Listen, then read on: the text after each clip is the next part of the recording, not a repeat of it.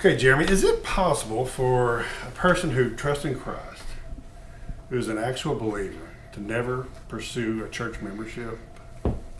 It's one of those. It's one of those questions that I think Americans love to ask because we're so individualistic. It's something that I get asked often. I was working with a guy at the homeless shelter I work at this week, and it was my first time meeting with him. And he was a very devout follower of Jesus. And when I asked him about church, I said, "What church do you attend?" And he said to me, well, none of the churches teach what's correct or true, so I don't go to any church. And so my first thought is, I was like, wow, is that what we find in the New Testament?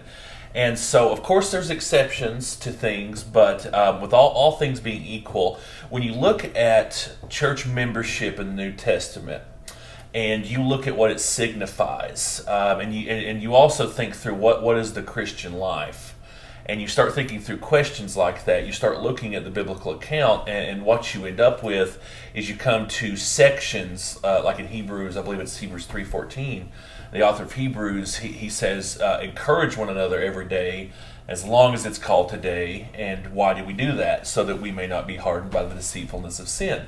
So he's assuming there that there's going to be a relationship between two believers, not just a friendship, but a very close relationship. How can you encourage someone every day, like meaning often as possible? How can you do that if you're not a part in their life?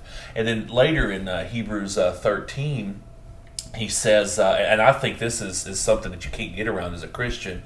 He says that pastors are going to be held accountable for the people that's under their charge, and they're going to be judged for that. And so, if we don't know if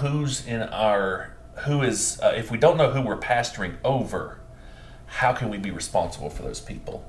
So that assumes there's a local church context in which people are holding believers accountable. Believers are holding believers accountable. It assumes B, that a pastor knows who his sheep are. The shepherd knows who his sheep are. And when you look at the New Testament account, church membership is not.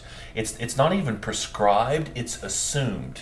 It's so inherent to the New Testament and to New Testament biblical Christianity that you can't even make sense of the New Testament without it.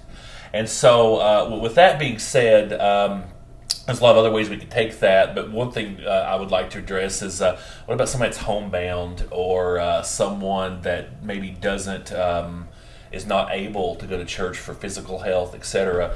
Obviously, those people they are the exception to the rule and not the rule. With all things being equal, I think if you're able, just by nature of the Christian life and the nature of sin, you need that.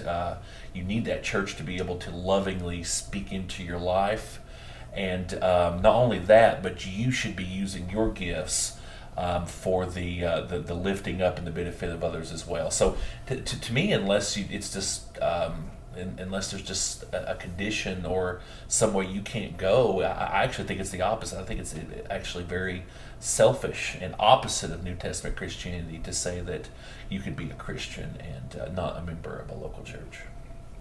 All right. Thank you.